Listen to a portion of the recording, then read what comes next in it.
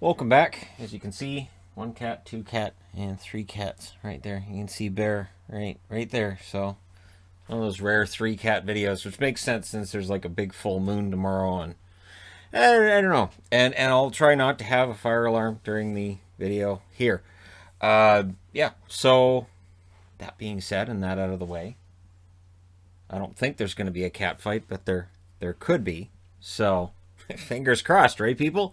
All right, so with the chaos of the low tech environment in which I film my videos, let us discuss the Chicago Blackhawks and the Nashville Predators. And I've been calling Nashville for weeks, and man, this today it feels like it's getting stronger. This whole idea that Nashville is going to be fourth in the division. Maybe they look above. Maybe between Carolina, Florida, and Tampa, one of them starts to fall off a little bit. Nashville maybe looks above them and goes, hey, maybe we can go for third. It's not likely, I agree, but for Nashville, they frustrated the Hawks. Saros frustrated the Hawks. Let's discuss. So the reverse retro Preds was worn today. I didn't wear this for this video because I just wore the reverse retro Predators, and so I'm wearing the combination I've worn before. Predators get a power play, and they score on it. Tolvanen scores on the power play from Yarncroke and Yossi at 5:56. This is the only power play Nashville had today. Score on it. That's a very efficient power play. All right, we got the goal. Now we're done with the power play, guys. Why are we done? Because we got it. That's it. Now they have to give penalties to the other teams. You guys forget how this works? Yeah. So the shots were 11-2 for the Hawks at 9 minutes. Yet the Hawks controlled large portions of this game, and yet they just got more frustrated as the game went along. The Hawks get a power play. That's killed off. Grimaldi had a breakaway. Lankinen made the save there. Save percentage won't tell you. Lankinen had a good game. Fewer shots in the second half of that period as both teams kind of clamped down on the defense. And then there were some nice saves in the last seconds of that period from Saros. A pattern he would repeat in this game. You see Saros taking the reins as the starting goaltender, looking pretty darn good. Second period. Early press by the Hawks. The Preds were hemmed in. They were unable to change. There were line changes going on for Chicago. Did they score? Nope, they didn't.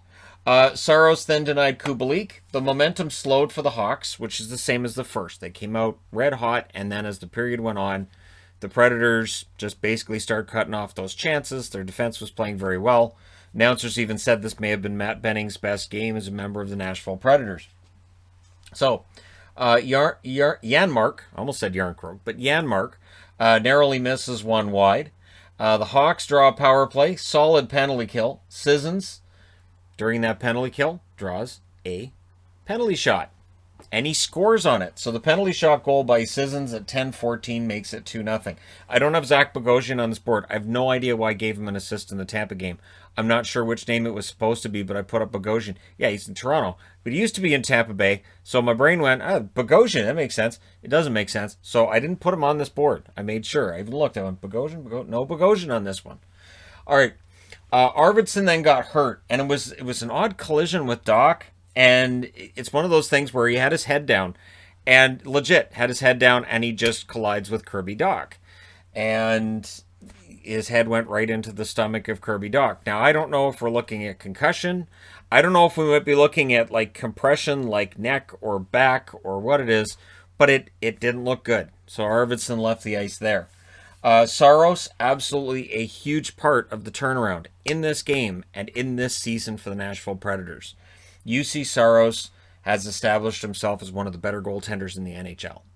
And when we have that discussion when this season's done, I expect to have more discussions about who really is the best goalie. And yes, with goaltenders, I think they're so close. The difference between the elite goaltenders and the really good goaltenders is small enough that it's easy. And over a shortened season like this, we could see some goaltenders have great years, and some goaltenders are supposed to be great that don't. And again, that debate every year about goaltenders and how unreliable from year to year it is with goalies. But for Saros, very reliable right now this season. Lankinen made a big save on Cunnin, and then Saros made a huge stop at the other end. So very good chances both ways.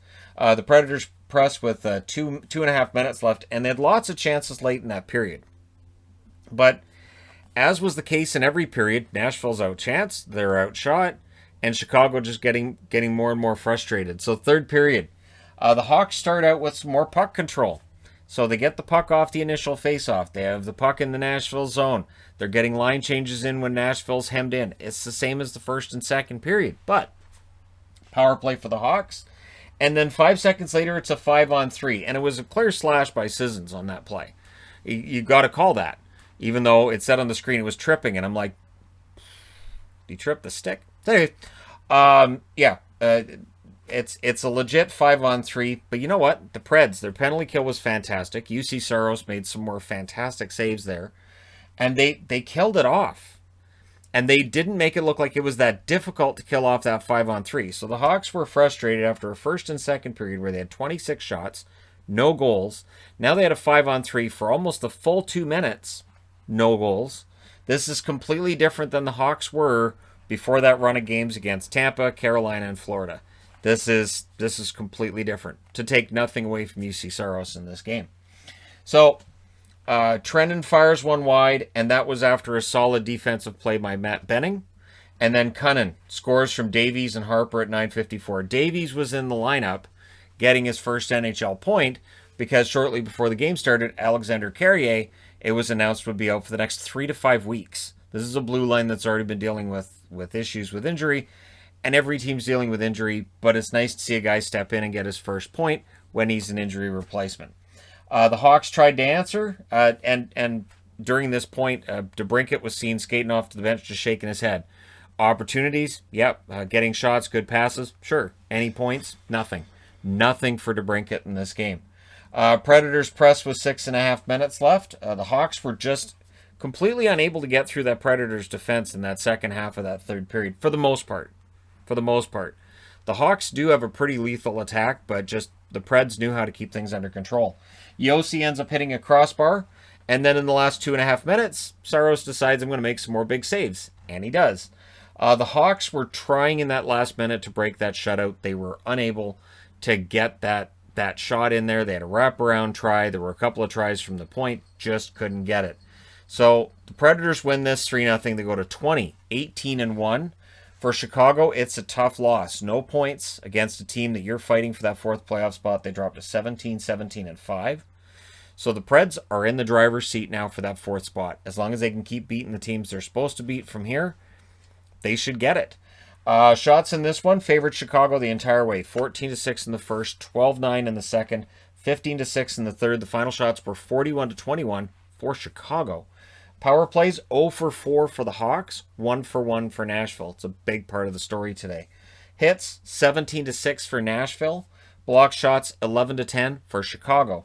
3 stars, Saros, Saros, and Saros. But since you can't do that, it was Saros, Sissons, and Tolvanen. So they picked the penalty shot guy and the guy who gets the game-winning goal, leaving Luke Cunnin out, which is kind of too bad because of the 3. I thought Cunnin probably had the best game. Lankinen saves 18 out of 21. Saros saves all 39 in a battle between the Finnish goaltenders, and Saros gets the 13th shutout of his career. You get the feeling that his time as a starter in Nashville's just getting going, and this was a very good game for the Nashville Predators. And it's funny I'm saying that, and yet it was just a really good game by Saros. Solid defense when they needed it. But, for Chicago, they kind of have to keep doing what they did in this game. Eventually, they'll break through again, and maybe they heat up again. But, Nashville really takes the reins today in that fight for fourth spot in the Central. Let me know your thoughts in the comment section below regarding this game. Don't forget to hit like and subscribe if you're browsing your way through. You just happened upon this video.